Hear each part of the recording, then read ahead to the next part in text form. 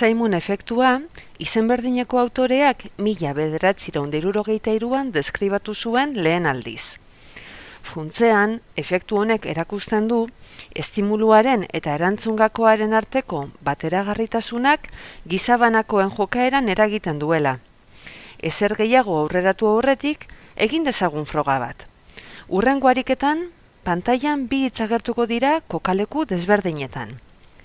Eskuina hitza agertzen denean, eskuineko eskua altzatuko duzu ahalik eta bizkorren. Ezkerra hitza agertzen denean berriz, ezkerreko eskua.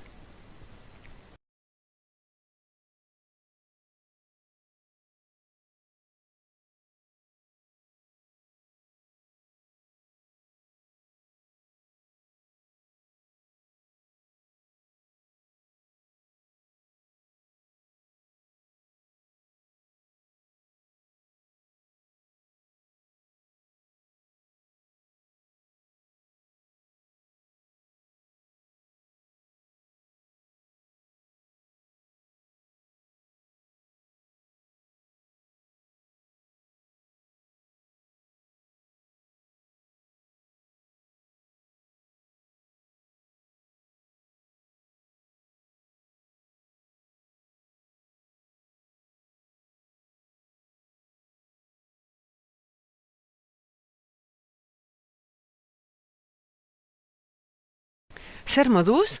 Zelan ikusi duzue zuen burua? Agian, ohartu zara, azkarrago eta zehaztasun handiagoz erantzun duzula, hitza eta eskua alde berdinean baldin badaude.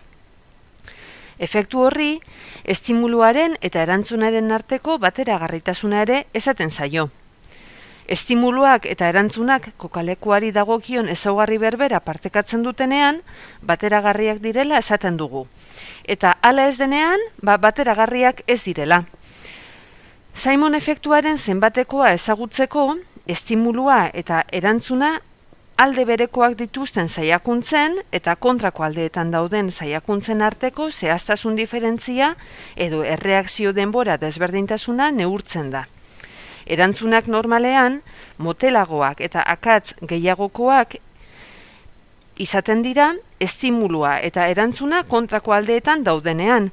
Kasu honetan ikusi dezakegun bez. Kasu honetan, 67 milisegundo gehiago behar izan ditut saiakuntza ez bateragarriak erantzuten bataz bestean. Hau horrela da, erantzunaren aukeraketa zailagoa delako estimuluaren kokalekua eta erantzunaren kokalekua batez datozenean. Zaila zaitezu zeu froga egiten. Ondorengo linkean duzu eskuragarri.